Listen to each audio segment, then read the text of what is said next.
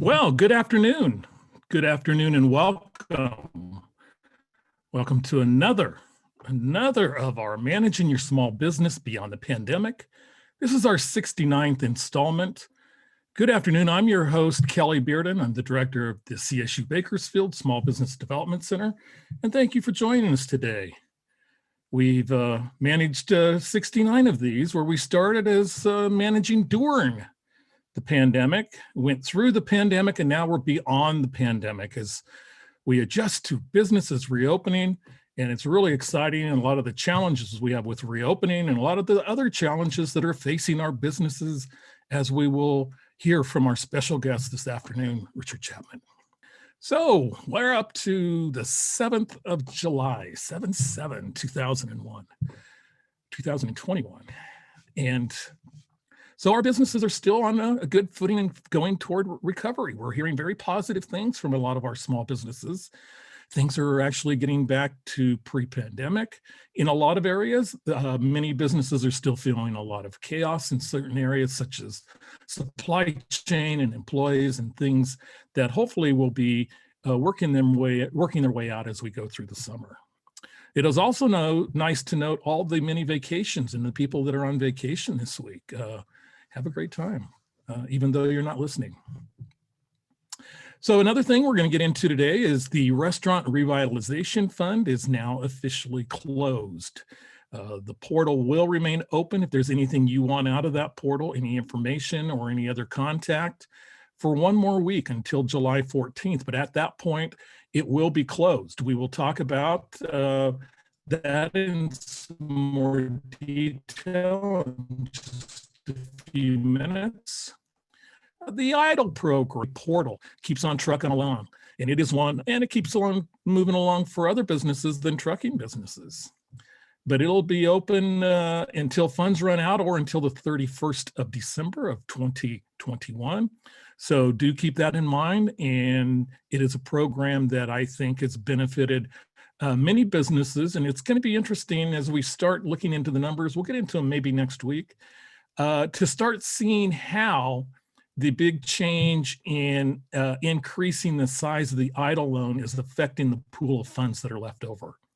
But if you're thinking about a idle loan, remember those are the disaster loans at 3.75% for 30 years for small businesses. It is open, and also open are a couple of other programs associated with it. The Targeted Advance. The Targeted Advance is a program that is invitation only from SBA. So that one is particularly still open, as is the Supplemental Targeted Advance. We'll talk a little bit more details on this. We haven't talked idle in a few weeks, and I have to remember to keep mentioning these programs because my phone rang about 5 times last week from people that wanted to inquire about getting a PPP loan. So the word might be getting out and everybody might know about it that's on this particular webinar, but there are still those that are not sure, and some people have missed the boat on some of these pandemic relief programs, unfortunately. Shuttered venues. The Shuttered Venue Grant is still open. I don't anticipate this to be open much longer. In a press release from SBA last week, they didn't mention that it was still open. Went to the website, the portal says it's still open. I believe they have committed about 11 million of the $16 billion in funds that are in that particular program. So we'll look at some of the ways that that money has been spent. We're going to continue to talk about PPP forgiveness because a lot of those 2020 PPP loans that many of you got back, say early in maybe May or June or late in April, are starting to come close to the time after you've elected a covered period of 24 weeks and then gone through the 10-month period to where they're starting to come due. And some of those are beginning to come due at the beginning of the end of this month. So that's something we really want you to get in front of you and get in front of, because a forgivable loan is only forgivable if you go through the forgiveness process. So we're going to have our special guest today. Richard Chapman's going to talk about our Kern County economy and a lot of the challenges, particularly with some of the plans that are trying to be made in some of the techniques for oil extraction. We'll get into that into some detail. I'll probably toss in my 2 red cents, as I'm known to do. So we'll also talk about some of the other relief programs. Your questions can go in the question box today. Our producer, see, this is why I know so many people are on vacation. Our producer, Maureen Busherdang, is not available today with us. So the chat and all the good things that are normally in the chat will be fulfilled and backfilled by yours truly. So won't be clearly as efficient as having a professional producer do it. So let's go on with the poll today. We got 4 poll questions today. And so in the past, we've kind of looked at some of the national trends that are going on with a number of the pandemic relief programs. We've looked at a number of the things that are happening. And so what we have is we have a particular set of questions dealing today. We're going to kind of celebrate the retirement of Jeff Bezos. And we're going to do it in our own special webinar way. So Webinar Wednesday is going to ask you a few questions starting with this particular poll question. Does Amazon have a direct impact on your business? A simple yes or no. Does Amazon have a direct impact on your business? We'll compare this to the national totals and try to get an idea about how we stack up nationwide. So, you know, we got about 65% of you that are in at this time. Pretty good sample size. So we'll give you another minute or 2 and close the poll. So yes or no, does Amazon have a direct impact on your business? And sharing the results with you, you will see that basically 2/3 of you say no. So 68% no, 32% yes. Now nationally, that is generally a little bit higher on the no's. So nationally, it's about 76% to 25%. So nationally, they're saying 3/4 of us no Amazon has a direct impact on the business. Locally, it's only about 2/3. So give or take 10% on that. So let's go to question number 2. Do you compete with Amazon for sales? So first question was, does it have a direct impact? Number 2, does Amazon compete directly for you for sales for your business? And seeing a number of you jump in right now, we're up to about 60%. Keep those votes coming. Vote once, don't vote often, and get in. And we have about 63% of you. And so we're going to end this poll right now. And almost everybody is on the no that Amazon doesn't compete with you. Now, it's 87% on a national perspective. So only 4% actually compete with Amazon for sales. So whereas the last poll question might have a direct impact on your business, this one, as far as the competing for revenue, is much more favorable. Okay, the last of our Amazon-related questions. Do you compete with a local Amazon order processing center for employees? Yes or no? So we'll let you jump in on that one very simply with employees being tight.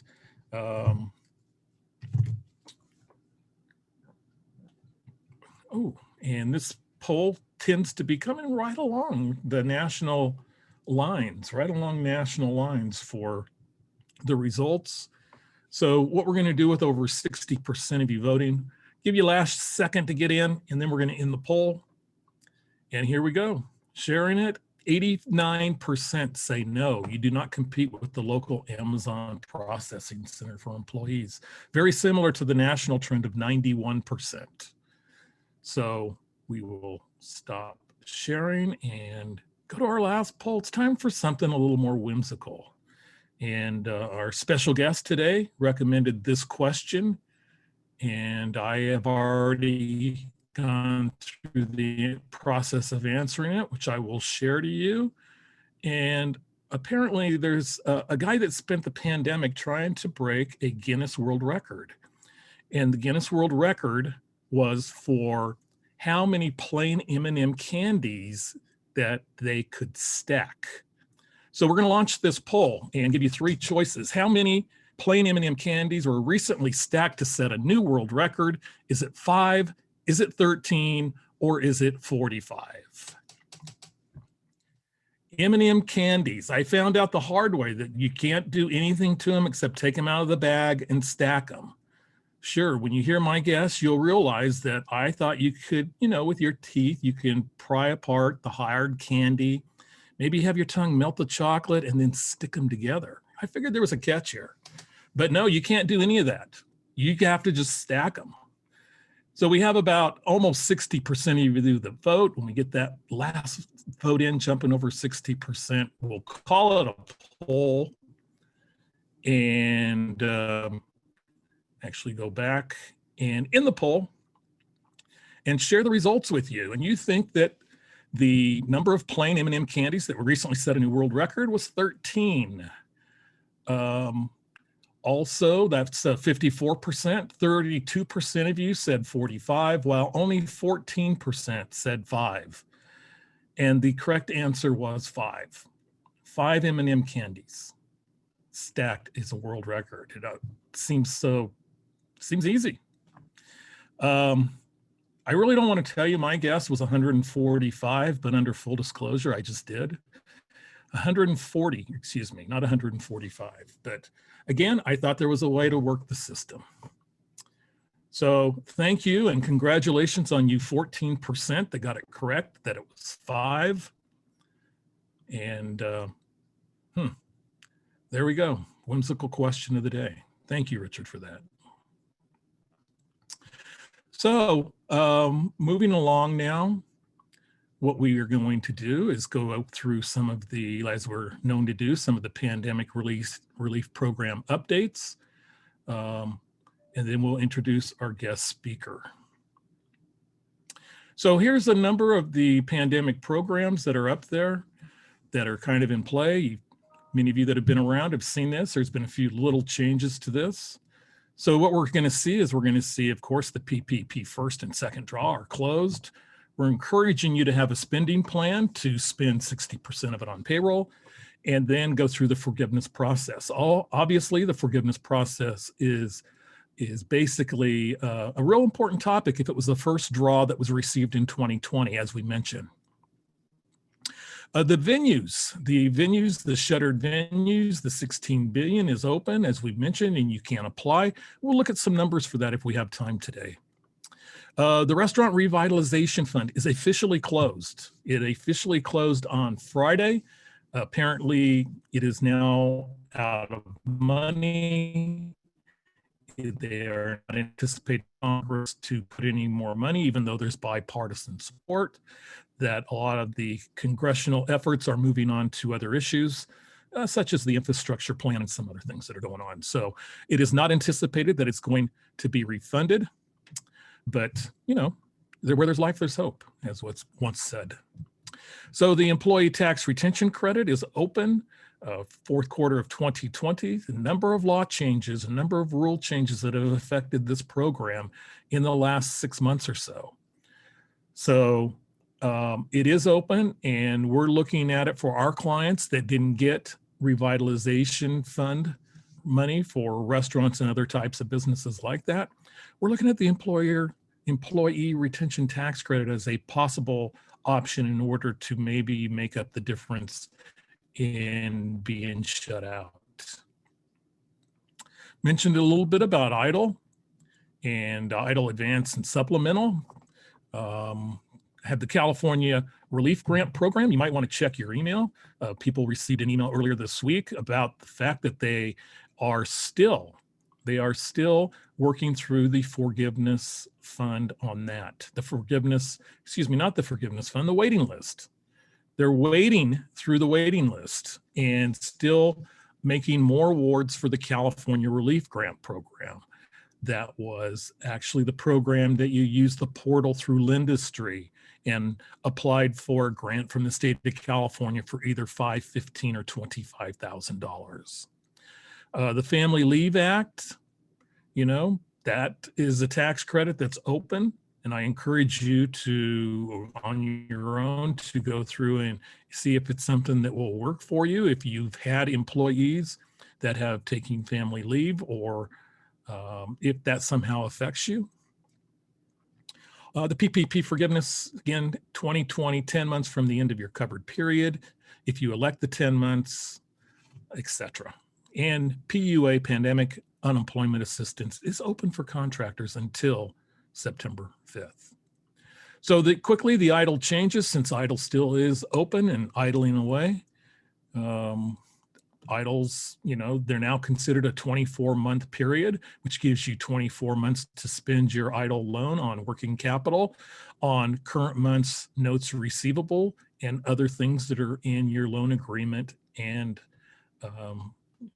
authorization.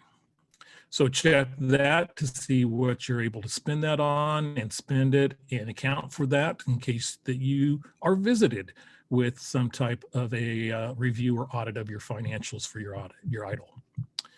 There's still a tax deferment that's in place until next year. So the interest is still accruing on that, but there is a tax deferment that's going on. And the EIDL increased from $150,000 to $500,000. If you want to request an increase, you can go into your account through your portal. Your SBA portal is where that would be, or send an email to COVID EIDL increase request, with the plural, with an S, at sba.gov. And you can also look into your, other things such as your own account there online, your COVID-19 relief, to see if you can do anything for that. There's a few corrections and changes you'll need to make. The targeted advance EIDL, if you were notified by SBA that you can actually, you have residency in that low income area that they're targeting, hence the name targeted advance. So if you did receive that, you do need to respond, and you need to show that there has been a 30% reduction in 8 weeks.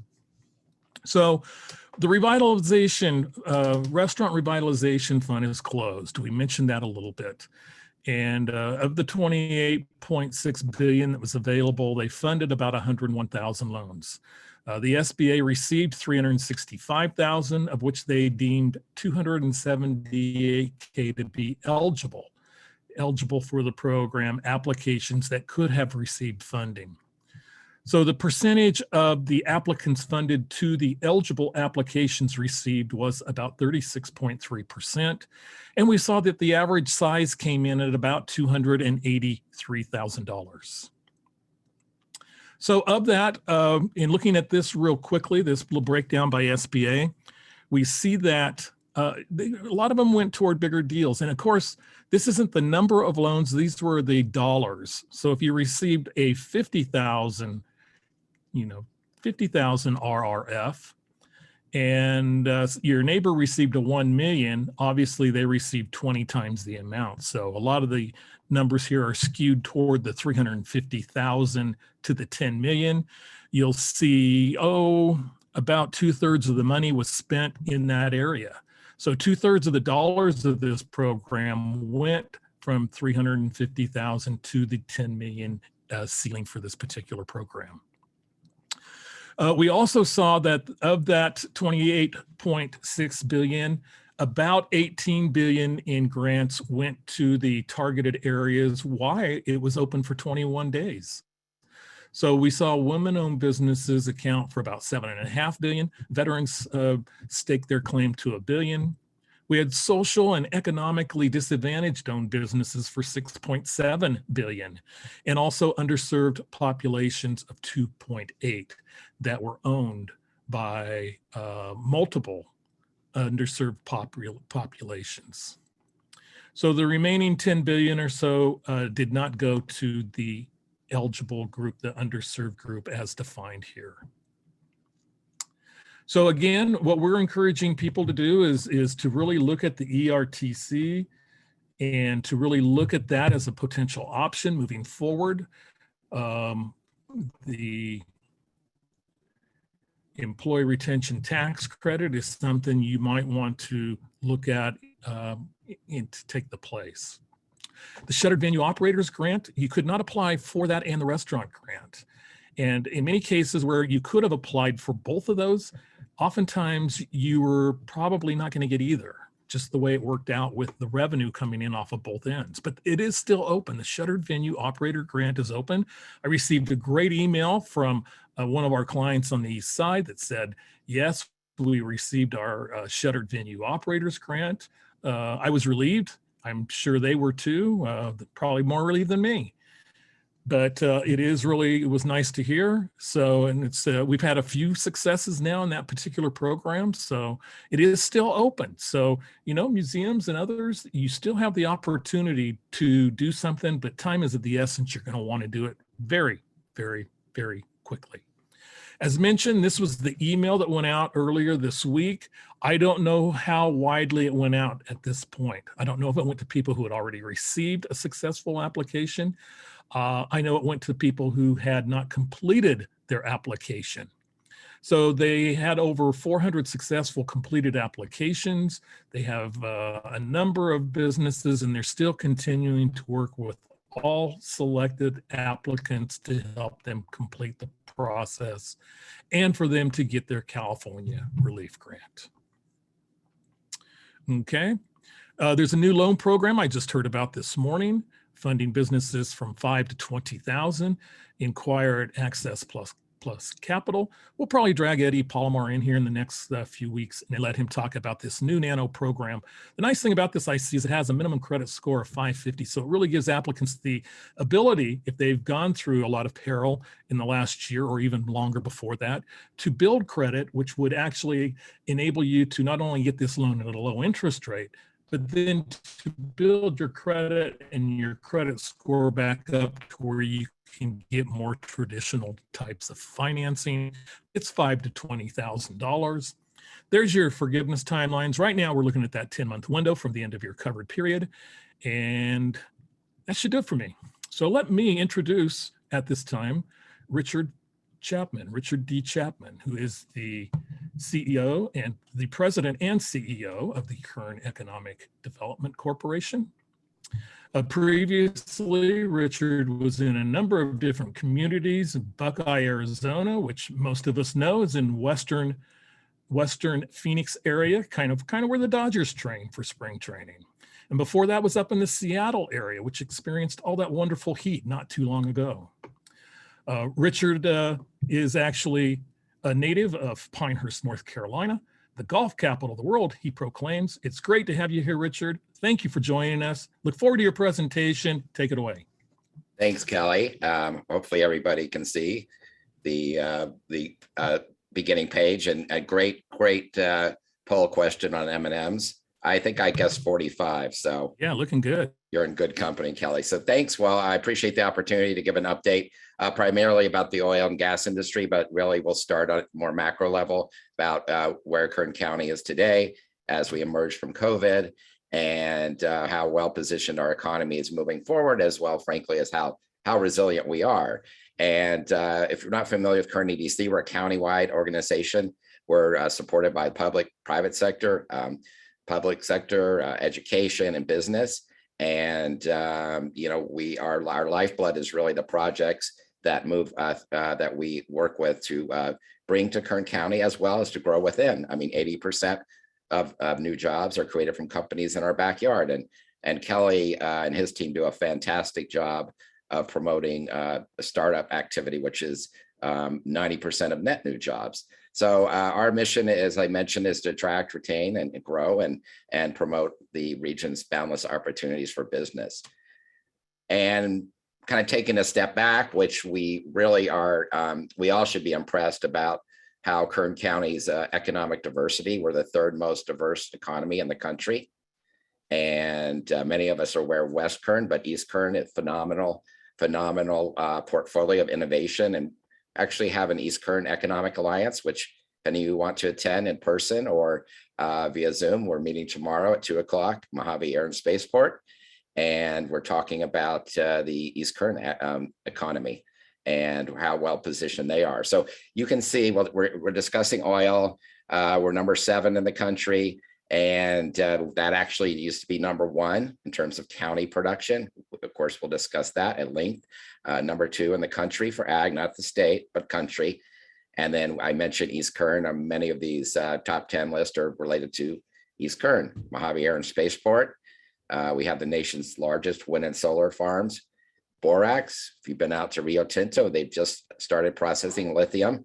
It's a gold mine in Mojave that has up to 250 jobs. And then you can see attached be the battery storage. There's a new one coming online in our county, the largest in our country, 8-minute energy Elan project. Ridgecrest, China Lake, there's 50 of the world's first, came out of there, have more PhDs per capita than anywhere in the country. Again, Edwards, got NASA Armstrong Center there, world's largest ice cream plant, which is in Bakersfield, geothermal, and then we have 50 plus distribution centers. So that is one of the reasons, as we'll talk about, our incredibly resilient economy. And many people are not aware that we're the largest economy in the Valley. So Fresno, yes, has the largest population, but we have to realize that we're about 10% larger. So we need to, I think, start promoting that, much like our economic diversity. You know, we're the 7th largest economy in the state, I think 9th largest in terms of population. And so how do we flex our muscles, right? We are really a significant regional power. We talked a little about COVID. Of course, Kelly's done an amazing job for the last, seems like a decade with his webinars, but I guess it's been a little over a year and 3 months. But moving into COVID back in March, many folks may remember the Economic Summit in March. There was discussion about how well positioned our economy was. Well, we were, I believe, ranked one of the most resilient counties in the country. And you can see on this chart, Kern County, this is Bakersfield, Kern County. We have more essential jobs than any economy in the country. And growing up near Fayetteville, Pinehurst, Fayetteville is known for Fort Bragg, significant government. Think about Kern County's essential economies. Of course, oil, ag, logistics, healthcare, aerospace, you name it. We have, if you look down the line, energy, et cetera. We knew that we were well positioned. You can see 63% of jobs were declared essential. And then there's a great website called tracktherecovery.org. It's free information, and they updated almost some of the data weekly. And you can see since in January, pre-COVID, to now, actually, this is through the end of March, in the area high to mid-wage level, we actually, employment has grown in those sectors, those segments. Now, if you put in low, yes, lower wage under 27,000, that's primarily retail, restaurants, hospitality specifically.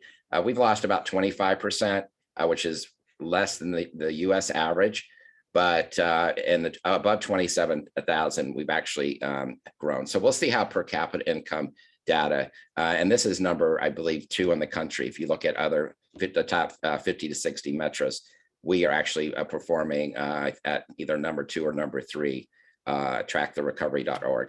And then you look at consumer spending. So we're about 6% growth in spending since pre-COVID. Now we are lagging somewhat the rest of the country in that area, but I think we'll have a pretty healthy bounce back in the fall of this year.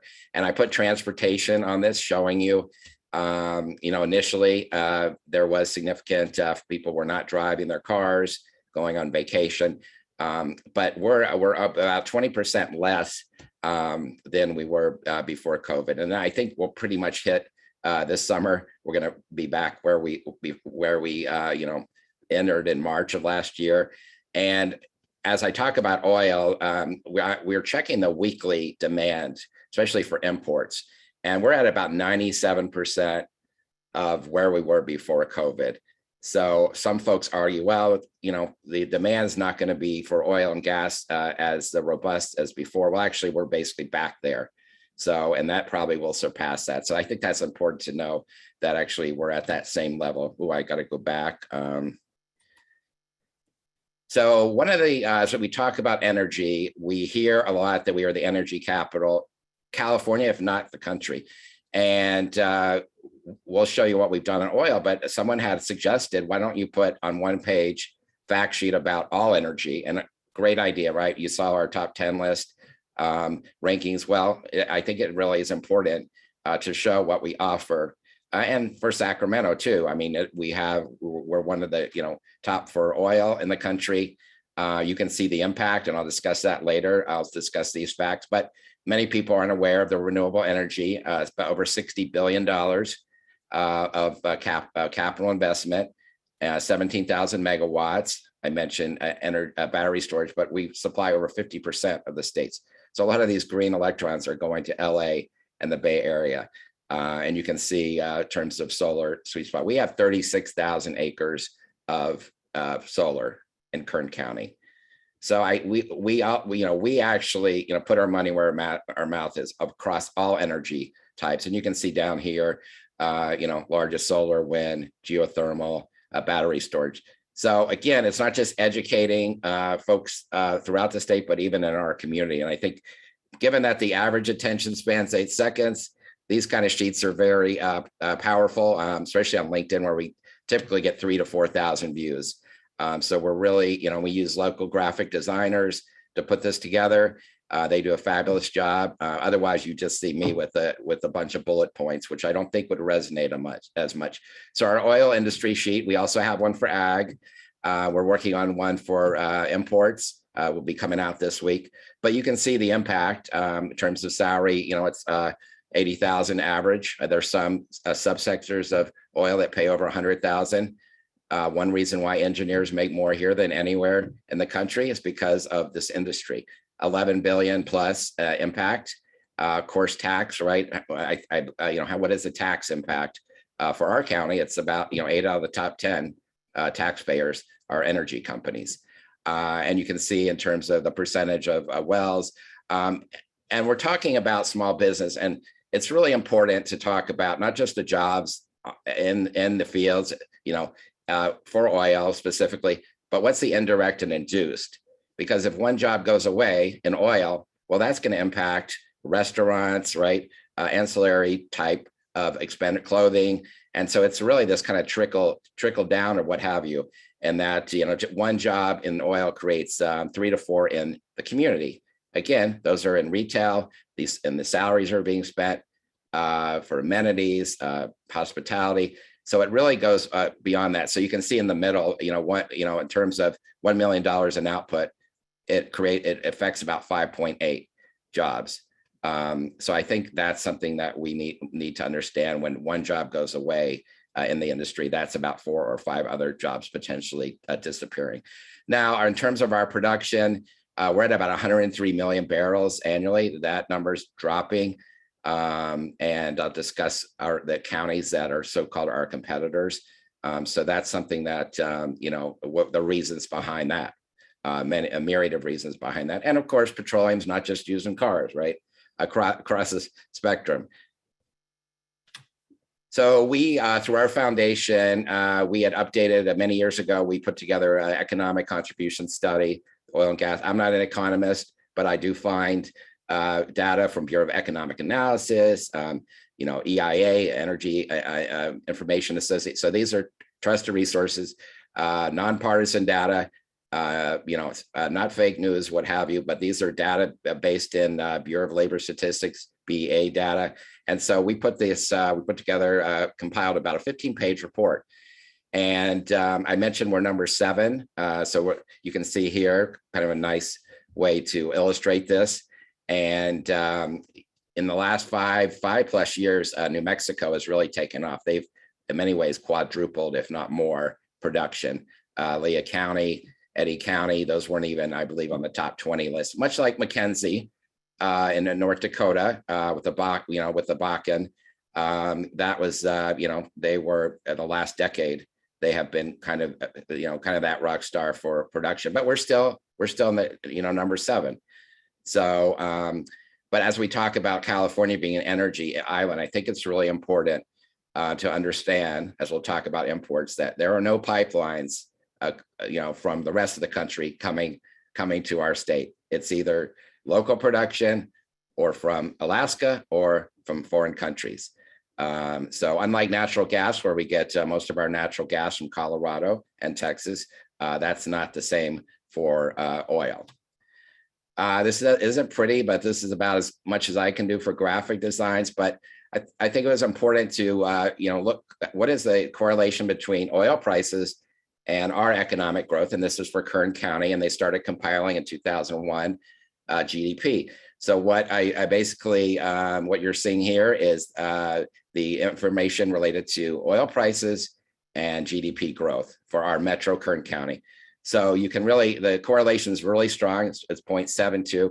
Coefficient determination means how specific, they're saying over 50% of our economic growth is related to oil prices. So of course, what were our banner years? You can see up here, you want to be in the upper right-hand quadrant.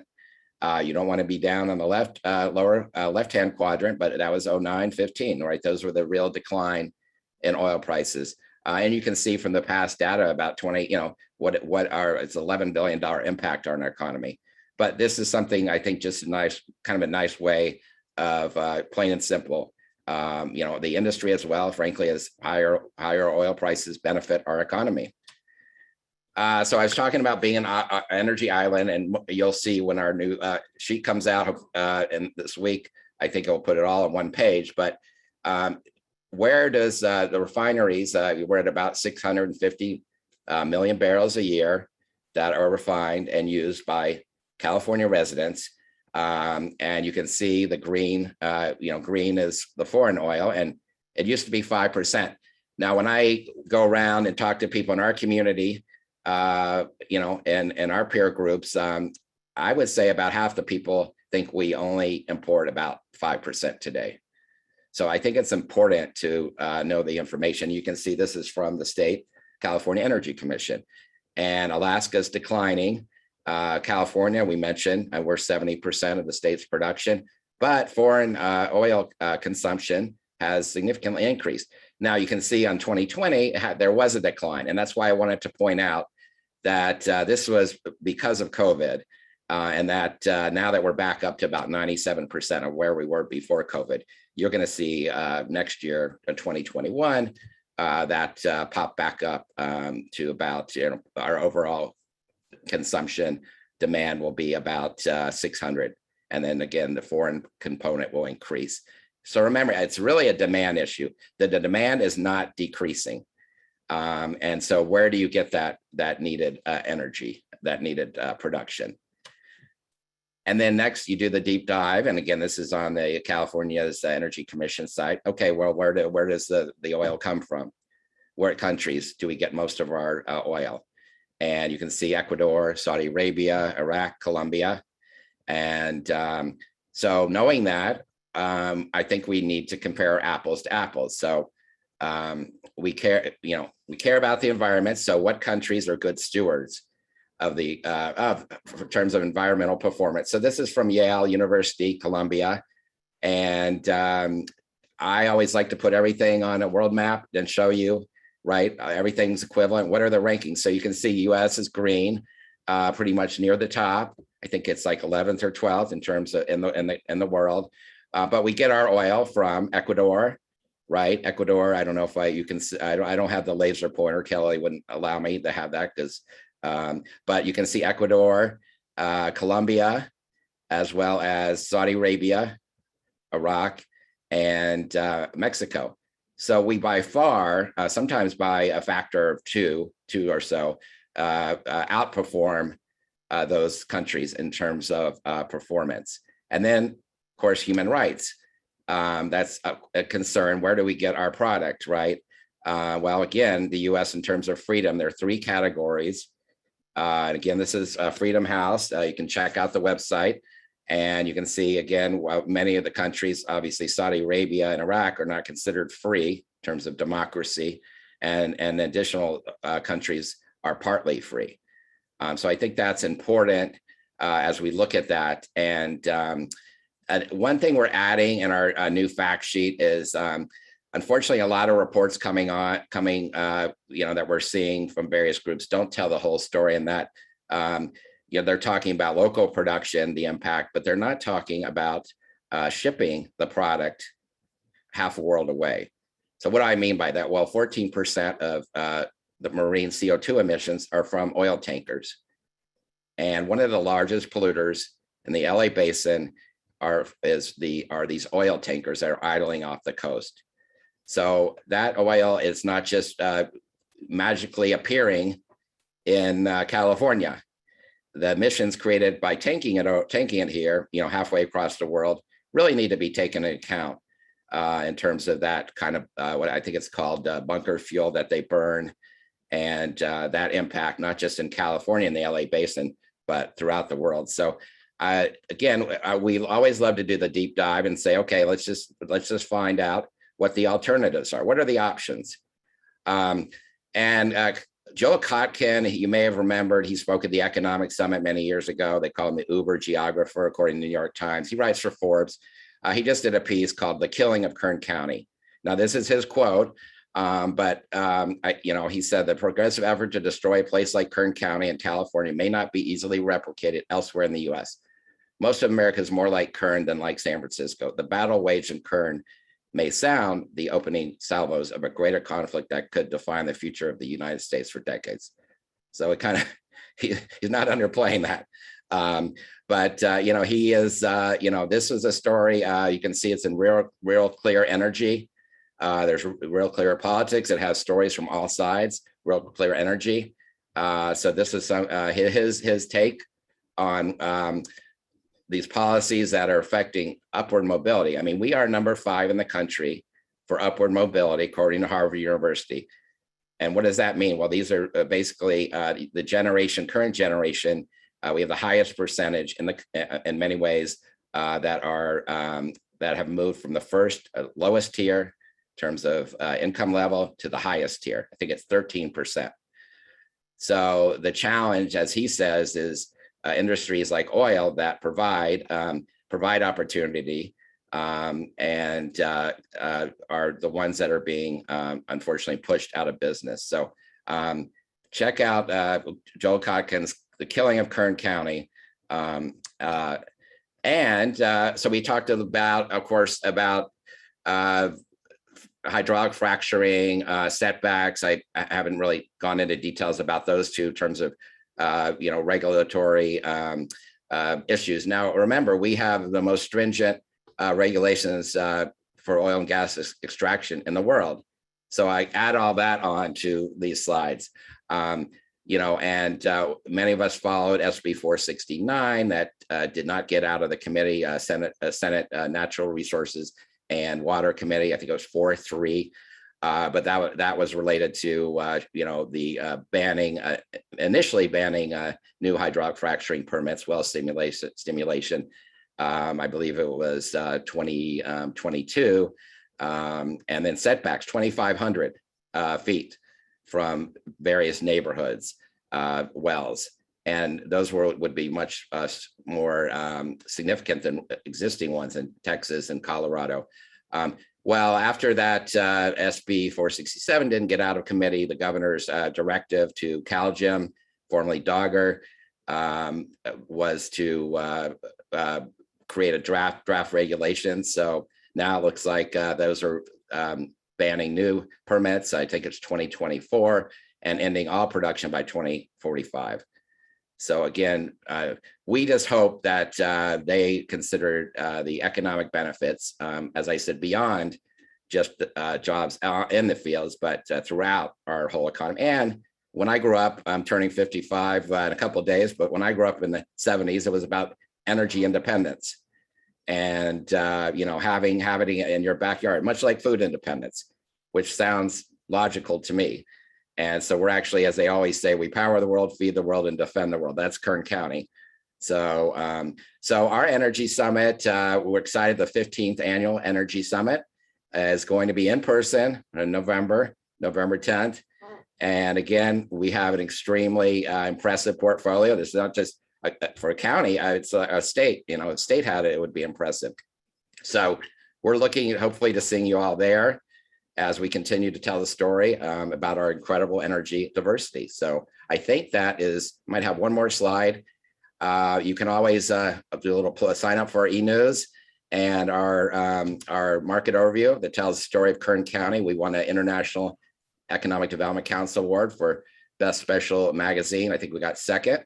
And we again use local talent to put that together. And I appreciate, Kelly, that you finally had me on your show. I was just waiting. Now I can, now I can sleep much easier. Well, we all can now, as soon as we get this this little hydraulic fracturing ban out of the way. But one thing, a couple of things, fascinating, absolutely fascinating, Richard, but there's two things that really stuck out to me, maybe for discussion points. One of them was when I came to Kern County, it was in 2012, and we were coming out of the Great Recession. And Kern County came out much faster because of the price of oil. Oil was then streaming toward $100 a barrel. Now, it wasn't much fun going to the pump and paying $4 back then or so for a gallon of oil, but it really brought this economy, and it brought this economy out much faster than the rest of the state of California. Wow, and that's a good was point. something that was something that continued to push along until the price of oil kind of collapsed in probably late 14, early 15, down to around $30 a barrel. And when it fell from $100 a barrel to $30 a barrel, I talked with dozens of small business owners and talked with others that knew of several other businesses that were so dramatically impacted. They could have been oil supply companies that worked in anything from trucking and environmental or a variety of other things. Back then, anybody could almost, if you could pass a drug test and you were willing to work hard, you can get a darn good paying job in the oil fields with no problem at all. But then it was also the small businesses that were contracted directly with the oil companies. A number of them were pretty much shut down when that happened. And I fear that same thing if there is a significant output change in the quantity of oil that's happening in Kern County is going to happen again, but on a much, much, much bigger scale. Well, yeah, I mean, you're a good point. And if you look at from 2001 to 14, I didn't mention this stat, we were the fastest growing economy in the country. And of course, energy was a big part of that, ag and other types, as I mentioned, our other industries. But moving forward, it's a question, frankly, of investment. Where would you want to invest? So when we talk about oil production here, existing wells, what are the reserves there, but also new exploration. Is that going to tamp down new exploration? Then there's discussion of the Monterey Formation. How much is in there? How do we unlock the code? But will companies continue to invest in our state, given the headwinds they're up against? And we always talk about that kind of divisiveness chases. There's any divisiveness chases investment away, even at the local level, regional level, or state level. And so this is my concern, and not just frankly in energy, also ag, two of our major industries. Yeah, the other thing that kind of your presentation reminded me of was a period of time back in the 90s. And I did a lot of work in rural communities then. And rural communities were devastated in the 90s because of the timber industry, the implosion of the timber industry. And it started with the ban because of the spotted owl and a presidential order. And back then, timber came off of federal Forest Service lands that were done through sometimes more environmental practices, but other times during clear cuts that were, not a very good logging practice, but it was done and actually served some benefits as far as maybe stopping some of these massive fires that are going on now that just grow to hundreds and hundreds of thousands of acres with nothing in the way to stop them. But back then, there were so many communities that were devastated in rural communities when mills were shut down. There's basically one large lumber mill company in California right now, Sierra Pacific Industries out of Redding. And they're big, but there are so many others that have been impacted, and it all happened and didn't need to happen. It was an industry that was hampered, that had to go away or had to be significantly downsized. And now we're importing timber. Yeah, and And demand now a didn't 2x4 decrease. cost Right. $8. And I even hear people, regulatory folks in California that almost make the comment they regret shifting from local production to, again, to foreign imports. What are the costs? Not just lost wages. And then what about security? I'm looking at where we get, I just saw yesterday that now the US's reliance on Russian oil has never been higher. So we even had Peter Zion speak at the Energy Summit, nationally known global strategist, that said he believes we're going to be paying $10 a gallon in California for gas, the rest of the country $2 to $3. What's the next 3 or 4 years in terms of that instability worldwide? Guess I better go to the garage and find my moped. Yeah. Skateboard. And I think that one thing is that when you advocate for continued oil production in Kern County, you realize that oil does have a shelf life as far as compared to green energy, but there's got to be some type of orderly transition from going from point A to point B.